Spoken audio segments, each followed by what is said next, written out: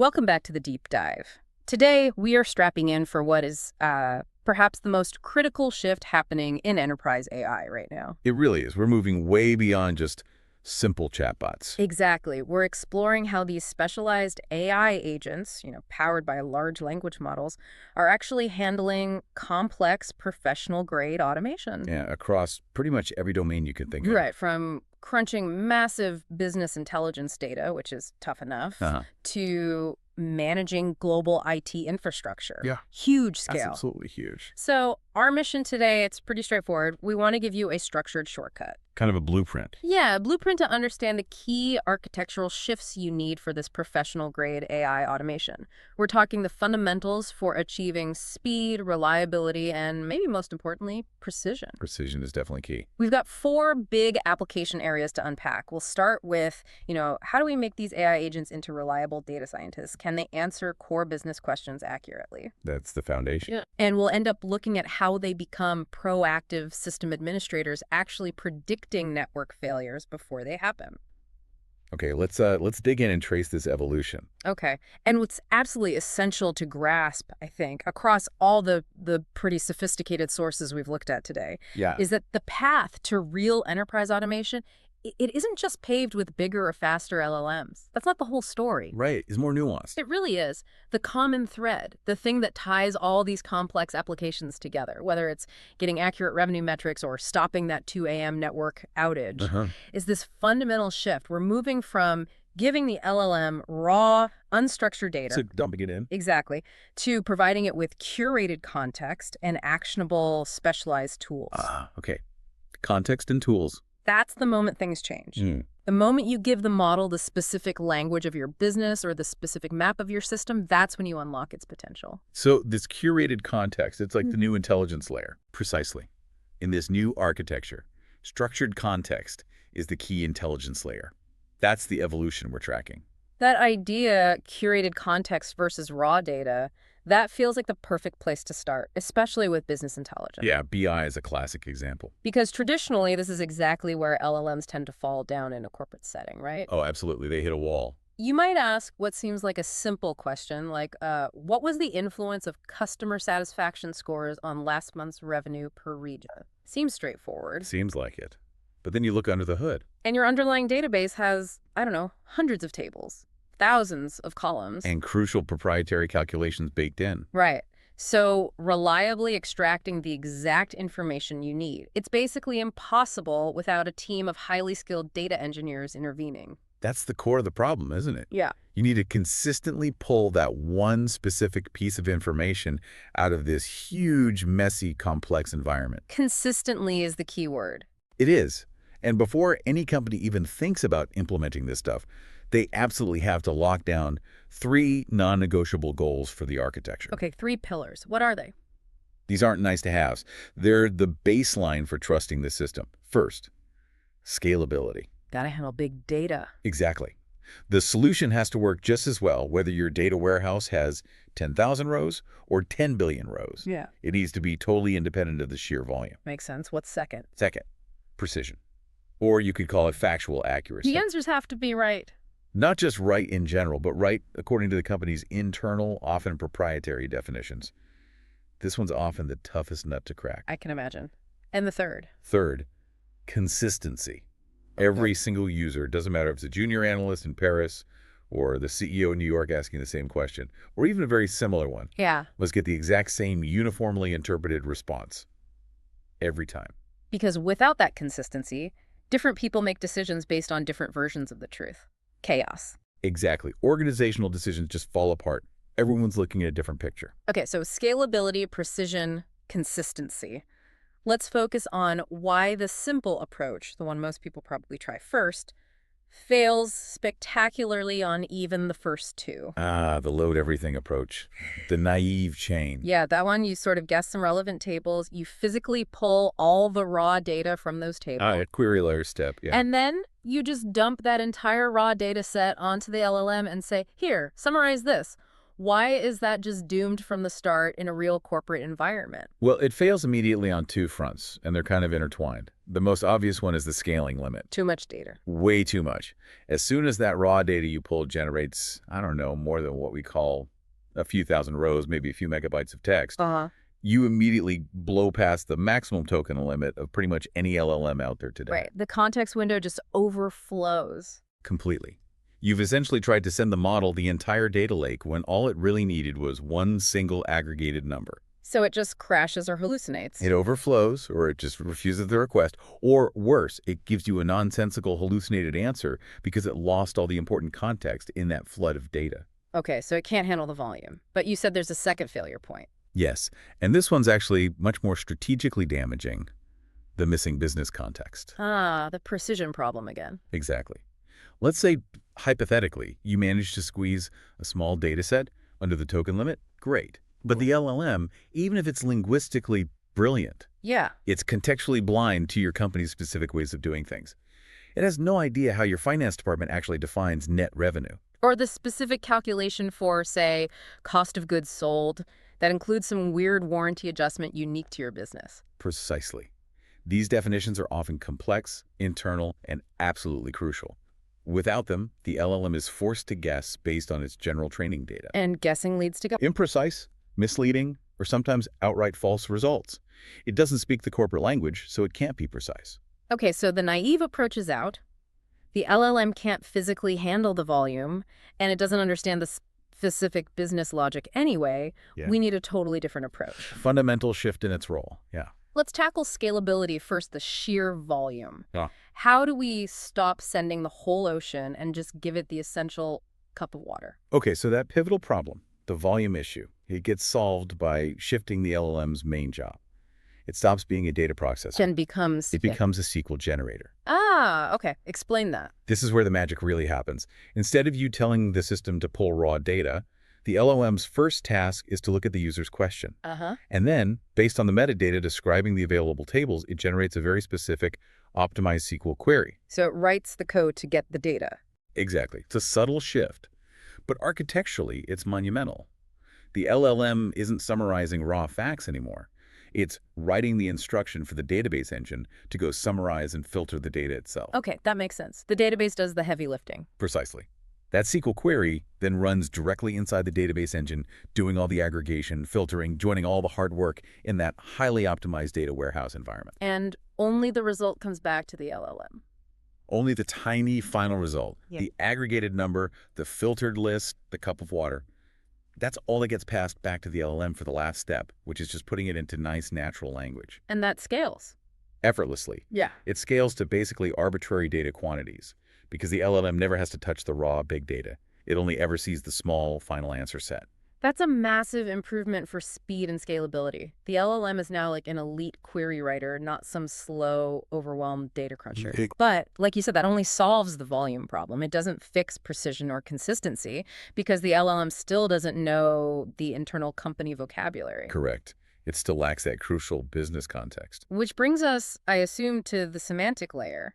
You mentioned this earlier. This sounds like the absolute core component for getting the precision right. It absolutely is. The semantic layer is this essential, meticulously built artifact, something you create specifically to teach the LLM the business context it needs. So it's like a custom dictionary for the AI.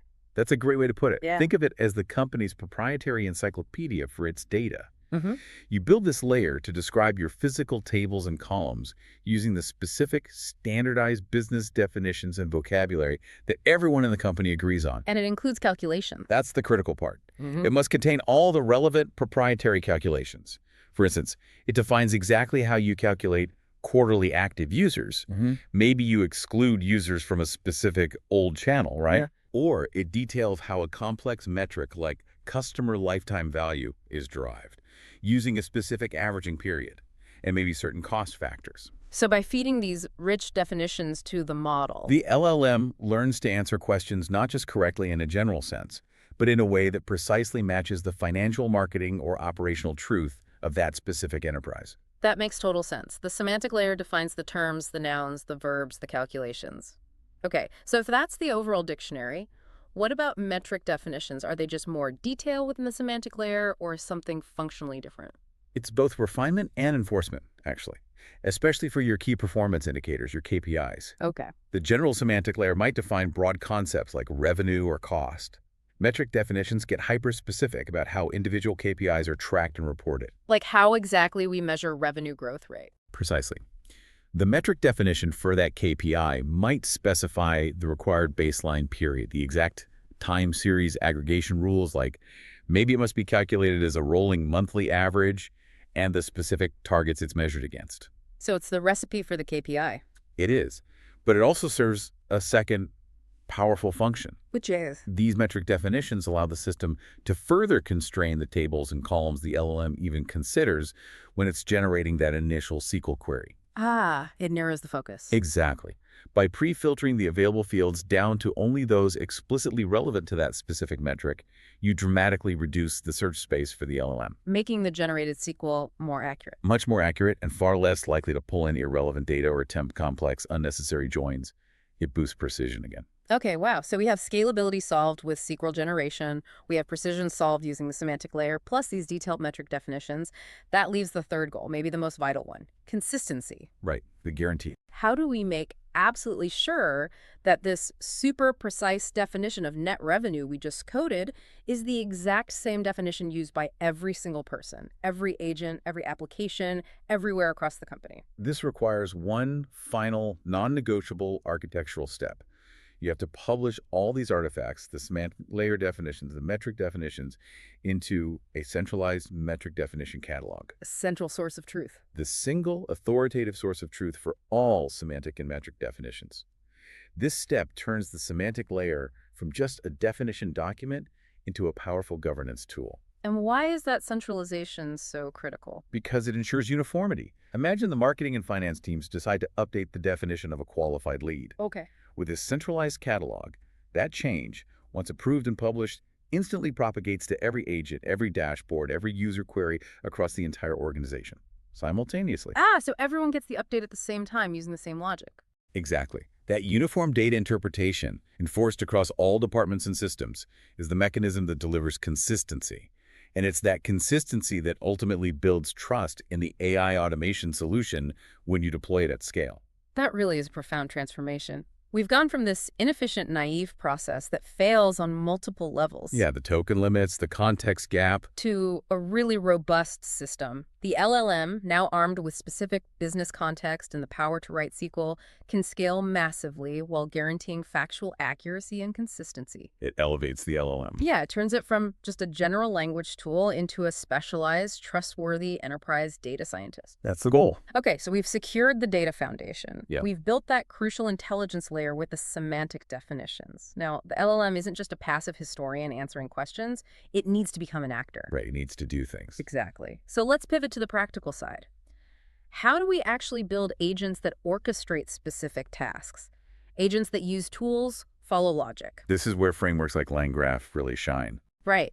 We're going to dig into two really interesting hands-on examples from the sources. One is a content processing agent for YouTube, and the other is a super critical text SQL agent. Yeah, these examples are great because they perfectly illustrate the power of these modern orchestration frameworks. LangGraph, specifically, borrows ideas from graph databases and state machines. Okay, what does that let you do? It lets developers define these complex multi-step workflows. But here's the cool part. The LLM itself decides which specialized tool to use next. Based on? Based on the current situation, the context it has, and whether the previous step succeeded or failed. Ah, so it's not just a fixed script. Not at all. It replaces those complex, brittle, hard-coded if-then-else logic trees with a dynamic, LLM-driven decision process. And it doesn't really matter if that LLM is running locally on your machine via a llama or if it's a big cloud service. The framework handles the orchestration. Okay, let's start with the YouTube agent. The goal seems pretty clear. Give it a YouTube URL, it should grab the transcript and then summarize it. Simple goal, but interesting implementation details. Yeah, the tech stack is pretty standard. Next.js for a front end, LangGraph for the workflow orchestration, maybe a local LLM like Llama 3.2, running via Ollama for the actual processing. Pretty typical setup these days. But the sources really highlighted that the evolution of the tools the agent used was the key development. Can you walk us through how the tools changed? Absolutely, because when you build an agent, you usually start simple, maybe even a bit hacky. Yeah. So in version 1, V1 of this YouTube agent, it used a general-purpose web scraping tool, something like Playwright. The instruction was basic. Go to the YouTube page, scrape the HTML, find the title and the description. Okay, that works sometimes. Exactly. It works, but it's incredibly brittle.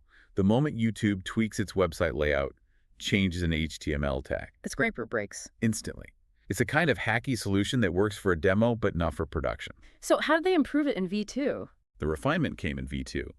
The team realized just scraping the user interface wasn't robust enough, especially for getting the actual transcript reliably. Right. Transcripts can be tricky. Very. So the agent's toolset was upgraded.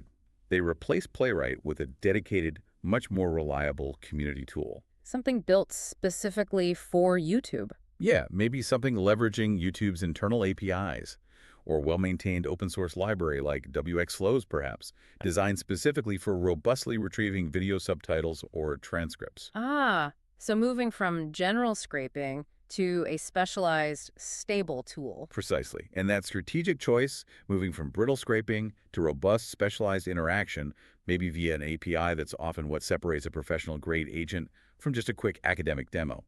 The agent is only ever as good as the tools you integrate into its workflow graph. Okay, makes sense. Better tools, more reliable agent. And this improved toolset then leads directly to the agent's real value add in the final step, which the source called the synthesis role in prompt v3. Yes, this is where it gets clever. So the agent isn't just collecting data points anymore. What's its directive now? The final prompt, prompt v3, really shows true agency. The LLM is explicitly told not just to retrieve the transcript, the captions, and the title, but to actually use the content of that retrieved transcript, which could be hundreds or thousands of lines of raw text. Yeah, a lot of tech. To generate a completely new, summarized description of the video itself. Ah, so it's creating something new based on the transcript content. Exactly. It moves the LLM way beyond just simple data retrieval or scraping. It's demonstrating contextual understanding and synthesis. It reads the raw material, understands it, and produces value-added content. And the final output is structured. Typically, yeah. Right. Usually a clean JSON object containing maybe the video ID, the raw captions themselves, the original title, and then this new LLM-generated summary description. It's proof the agent can run a multi-step process and perform high-level linguistic tasks based on the outputs of its tools. That's a great example of agentic workflow. Now let's switch gears to something with potentially much higher stakes. The text-to-SQL agent. Yeah, this one's critical for many businesses. The goal here is pretty clear. Translate a natural language question like show me my top customers into a secure executable SQL command for a database, like SQLite in the example. Right. Let users query data without needing to know SQL. And the source mentioned using a specific framework called a React agent. Can you quickly explain what React means and why it's a good fit here? Sure. React stands for reasoning and acting. It's a framework that forces the LLM to work in a loop, interleaving two key processes. Okay, reasoning and acting. First, the reasoning part. The LLM actually verbalizes its thought process, its plan. It might internally say something like, okay, to answer who placed the most orders, I need to look at the customer table and the order table, count the orders per customer, and then find the max. So it thinks out loud, essentially. Exactly. And that makes the whole process transparent and much easier to debug. Then comes the second part, acting. Using a tool. Right. Based on its reasoning, it decides to use a defined tool, in this case, the tool that executes SQL against the database. This cycle of reason act, observe result to reason act continues until it gets the answer. That transparency sounds crucial, especially when you're letting an AI write database queries. Trustworthiness is obviously paramount here. Absolutely critical. You're potentially giving it keys to the kingdom, data-wise. So how do you give the agent the necessary context about the database structure without having to, train it on all the actual customer data itself? You rely heavily on context provided to the tool and strong guardrails. The main context comes via schema as tool context. Okay, what does that mean practically? It means you don't just tell the LLM, hey, there's a database over there. When you define the agent's specialized tool for database execution, let's call it get from DB, you embed the full explicit database schema directly into that tool's description. You mean like the create table statements? Exactly. The create table statements for every relevant table, customer, order, product, whatever. And critically, you include the foreign key relationships that define how those tables link together. All of that schema information goes into the description field that the LLM can access when deciding how to use the GetFromDB tool. Wow. Okay, so if a user asks, like, find the names of customers who haven't placed an order in the last 6 months. The LLM looks at the user's question, then it looks at the schema provided in the GetFromDB tool's description. It sees the customer table, the order table, the customer and foreign key linking them, and the order date field. And it figures out it needs what? An outer join and a date filter? Precisely. It uses the schema as its map to figure out the correct SQL structure, even for complex joins or subqueries. The schema is the definitive guide. Okay, that provides the map. But what happens if the LLM messes up? What if it generates bad SQL? Good question. That brings us to the second critical component for trustworthiness: error handling. This is the self-correction loop. How does that work? The function that actually executes the SQL query generated by the LLM isn't just fire and forget. If the LLM produces SQL that's syntactically wrong, or maybe refers to a column that doesn't exist, the database will throw an error. The execution function is designed to catch that specific SQL error message, like error, no such column, customer name. And then it feeds that error message back to the LLM as a result of the ACT step in the React loop. Oh, so the LLM sees its own mistake. Exactly. It sees the error, analyzes it. I use customer name, but the schema says the column is cust name. And then it can attempt to correct its query in the next reasoning step of the loop. That's huge for robustness. The agent can effectively debug its own SQL in real time. It's a key feature of these agentic loops: self-correction based on tool feedback. Okay, schema, context, and error handling build trust. What about keeping the LLM from going rogue? Are there guardrails? Absolutely essential. The final piece is the guardrails provided via the system prompt. The initial instructions to the LLM. Right. The system prompt acts as the agent's fundamental rule set, its constitution. It needs to be really explicit. What kind of rules? Things like instructing the LLM to use the GetFromDB tool whenever it needs data from the database and not try to make things up. Even more importantly, mandating strict adherence to the specific SQL dialect of the target database. Like, always use double quotes for table names in SQLite, for example? Exactly, that kind of specific syntax rule.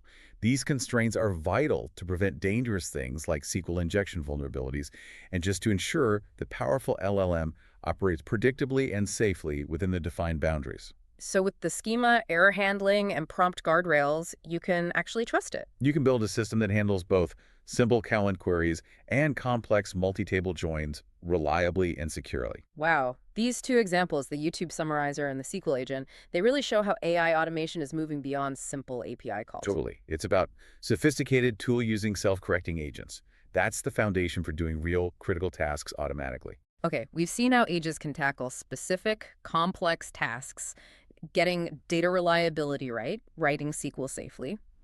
Now let's zoom out and talk about the really big strategic leap. The transformation piece. Yeah.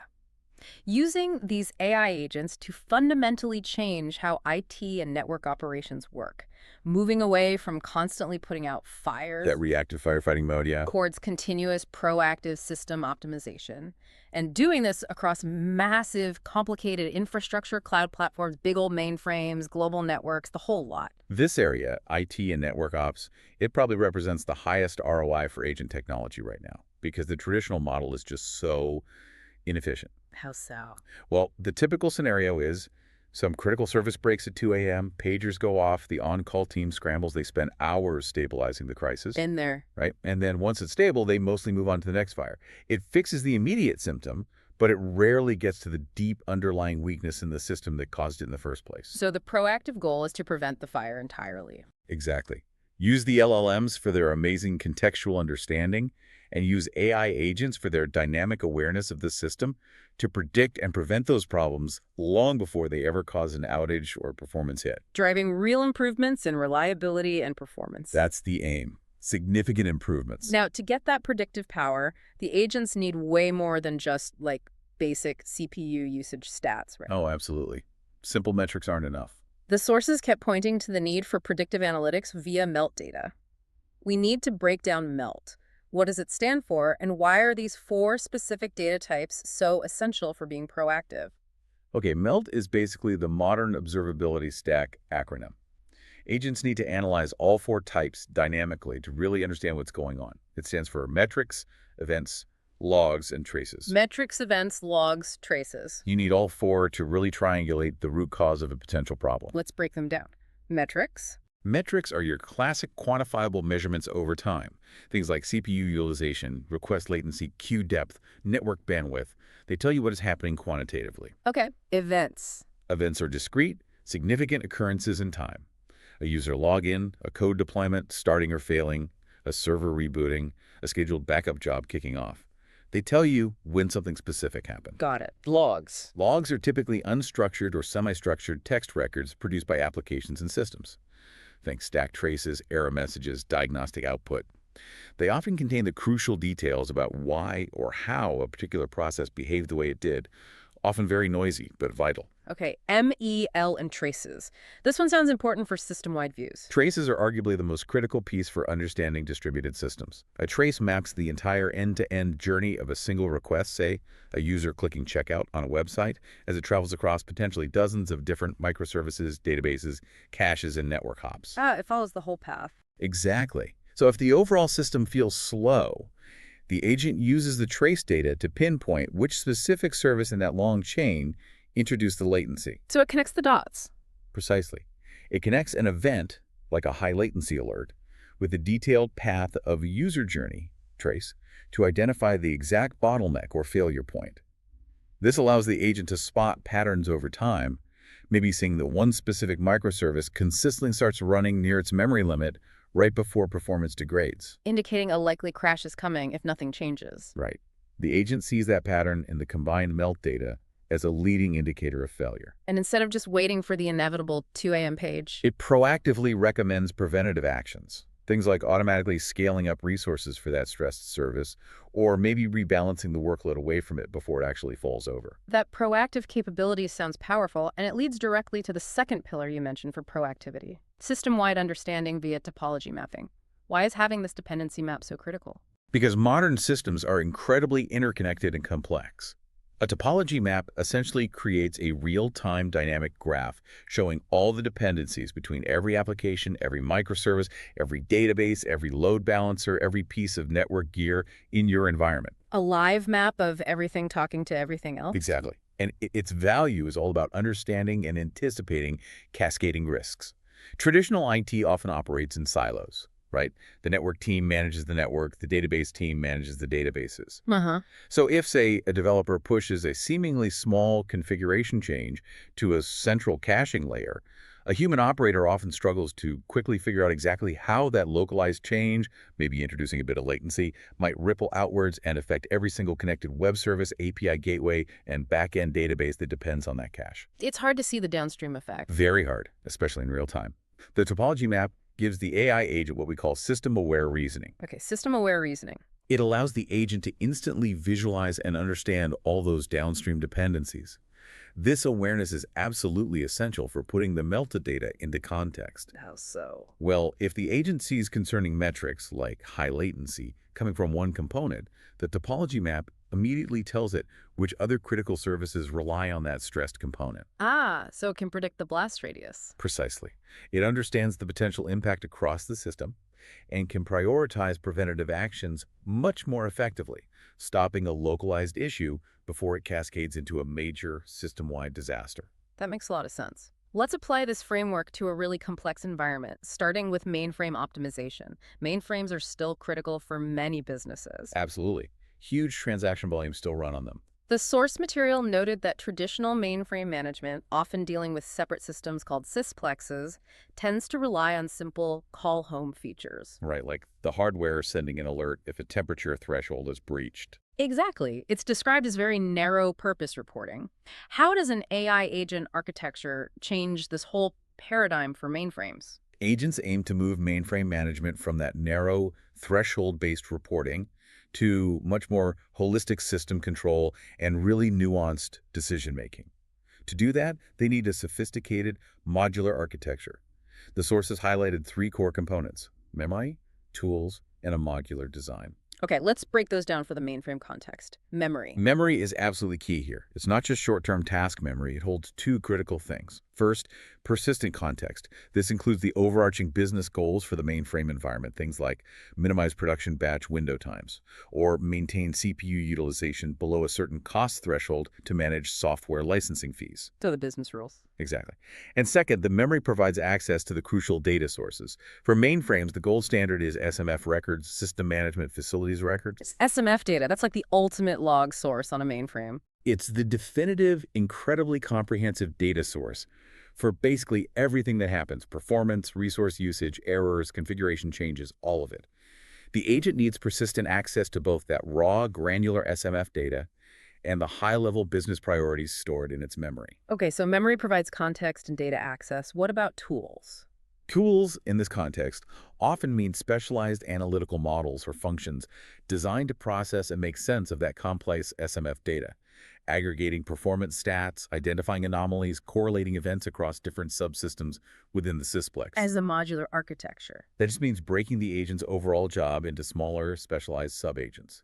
You might have one subagent whose sole job is to continuously monitor SMF for signs of trouble, problem identification. Another subagent might specialize in summarizing the complex findings into a human-readable format.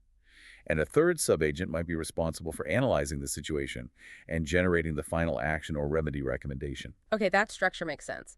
Can you give a concrete example of how this agent-based approach replaces that old siloed management, maybe in a situation where the mainframe is getting overloaded? What's the difference in response? Okay, classic scenario. Imagine a mainframe environment divided into different logical partitions, or sysplexes. Maybe one for production, one for testing, one for development. The system starts nearing its processing capacity. Maybe CI/CS response times are climbing. Right, overload is imminent. The traditional, often policy-driven response might be very blunt. System overload detected. Immediately shut down all non-production environments, test and dev, to free up resources for production. Fast, but disruptive. Very disruptive. It gets resources back to production quickly, but it's wasteful, and completely halts potentially important testing or development work. It's a siloed reaction focused only on production's immediate needs. So how does the AI agent handle it differently? The agent, using its memory, business goals plus SMF data, and tools, analysis models, takes a much smarter system-wide view instead of that blanket shutdown. It analyzes the overall system context. It looks at the specific jobs running in test and dev, understands their current business criticality, maybe some dev work is actually for an urgent production fix, and considers the actual resource contention patterns from the SMF data. So it makes a more nuanced decision. Exactly. It might decide to intelligently reduce resources appropriately. Perhaps it just throttles the CPU allocation for certain low-priority batch jobs running in the development environment, or caps the transaction rate for a non-critical test system. So it stabilizes production without completely killing the other environments. Precisely. It maintains the essential functionality of the non-production environments, maybe just as a slightly lower speed, while ensuring production remains stable. It performs system-wide, business-aware optimization, not just isolated, knee-jerk crisis reaction. That transition from rigid, policy-based actions to nuanced, context-aware decision-making, that's huge. It's a fundamental shift in operational capability. And we see a similar kind of problem, that signal versus noise issue, in network operations too, right? The Network Operations Center, the NOC, just getting drowned in alerts. Oh, absolutely. It's a classic problem. NOC teams are often completely overwhelmed by a constant flood of alerts, many of which turn out to be false positives, temporary glitches, or just low-priority informational messages. All that noise makes it hard to spot the real signal, the truly critical problem. Exactly. It obscures the real issues and leads to alert fatigue. Agentic AI is being designed specifically to tackle this using what the sources call the Day 02 framework for networking autonomy. Day 02? Okay, what happens on each day? It's a lifecycle view. Day 0 is the planning and design phase before anything is even deployed. How does AI help there? Here, AI agents analyze historical network traffic patterns, capacity usage trends, application performance requirements, even past failure data. The goal is to enable much more accurate right-sizing of the network infrastructure. Instead of just guessing and over-provisioning? Exactly. Traditionally, network planners often resort to costly overbuilding, buying much more powerful and expensive routers and switches than strictly necessary, just to be safe and avoid performance issues. It's expensive CapEx. So the AI helps size it precisely? Yeah, the AI can analyze the historical data and predict future needs much more accurately, recommending precise past-gen performance requirements. This leads to significant capital expenditure savings and much higher efficiency from the deployed hardware. Okay, that's day 0 planning. What about day 1? Day 1 is deployment. Here, agents can help accelerate and secure the process of implementing new network services or configurations. How? By automating setups. Partly automation, but also by actively validating the proposed configurations against known best practices, security policies, and even simulation data before they get pushed live to the production network, catching errors early. Makes sense. Reduces deployment risk, but the main action sounds like it's in day 2. Right. Day 2 is operations. This is where the agent lives day to day, and it's the primary focus for network autonomy right now. And its main job here is cutting through that alert noise. That's job 1. The agentic AI performs high-precision anomaly detection using sophisticated algorithms to filter out the noise and accurately identify the events that truly matter. But it doesn't stop there. It finds the root cause. Yes. It needs to determine the true root cause of the anomaly. How does it figure that out? It must be complex, correlating data across different network devices, maybe servers? It is complex. It uses a structured, logical chain of reasoning. The agent is designed to ingest and synthesize that melt data we talked about, but from multiple, often siloed domains data, from Cisco routers, Juniper switches, server operating systems, application performance monitors, firewall logs. Pulling it all together. Exactly. It correlates events across these domains, applies networking knowledge and predefined guardrails or policies, and builds a logical sequence of events to pinpoint the originating failure. Like maybe a specific firmware update on a core switch caused a subtle memory leak, which then, hours later, led to packet loss, triggering cascading latency across a whole cluster of application servers. That's exactly the kind of complex cross-domain root cause analysis the agent is designed for. Once it has high confidence in the root cause, it moves to the final step. Agency. Taking action. Right. It leverages existing automation tools, things the ops teams already use, like Ansible playbooks, Python scripts, or vendor-specific management APIs to trigger a remediation action automatically. Like restarting a service, rerouting traffic, or rolling back a bad config. Precisely. It closes the loop by fixing the problem, often handling those routine, repetitive incident tickets entirely without needing human intervention. So this whole structure, the melt data, the topology map, the day 02 framework, the chain of reasoning, the automated remediation, it creates a system that's constantly learning and improving. That's the goal, a continuous, self-improving, ideally self-healing system. Yeah. This proactive optimization process means that every single incident, even one that was successfully prevented by the agent, becomes a learning opportunity. How does that learning cycle work? It's basically a perpetual loop. Observe, analyze, act, optimize. Okay. Observe. First, observe. Incident learning. When an issue occurs or is prevented, the agent meticulously records the identified cause, the exact solution steps taken, whether by itself or a human, and the outcome. It constantly builds this hyper-specific enterprise-level knowledge base of problems and solutions. Got it. Then analyze. Second, analyze. Pattern recognition. Using this growing knowledge base, the agent looks for recurring patterns over time. Maybe it notices that a specific set of microservices always starts losing performance whenever a major database backup job kicks off on a certain server. Identifying correlation. Exactly. Finding those subtle, recurring relationships. Third, act automation generation. Armed with that pattern insight, the AI agent might actually write new, refined automation scripts for the human SREs, site reliability engineers, to review and use. Or, for simpler, well-understood issues, it might directly automate the remediation itself. Automating the automation, almost.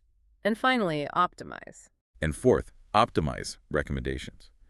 Based on those recognized patterns, the agent moves beyond just fixing the current instance. It suggests targeted preventive improvements to the system's configuration or operation. Things like recommend permanently adjusting the load balancing thresholds for these services, or suggest rescheduling this backup window to off-peak hours to ensure that specific type of issue is structurally prevented from happening again in the future. Wow, that's a powerful loop. And the big organizational impact here, maybe the most important point, is that the highly skilled human teams, the SREs, the system programmers, the network architects, they aren't being replaced, are they? No, not at all. That's a common misconception. They're being repositioned for higher value work. Explain that. The strategic goal of this kind of autonomy isn't primarily about reducing headcount.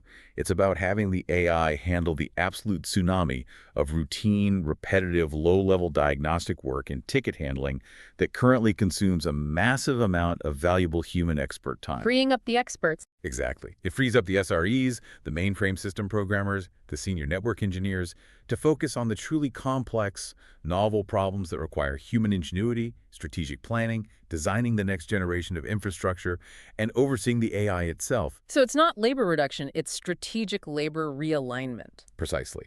A realignment driven by sophisticated AI, managing the complexity and context, allowing humans to focus on innovation and strategy.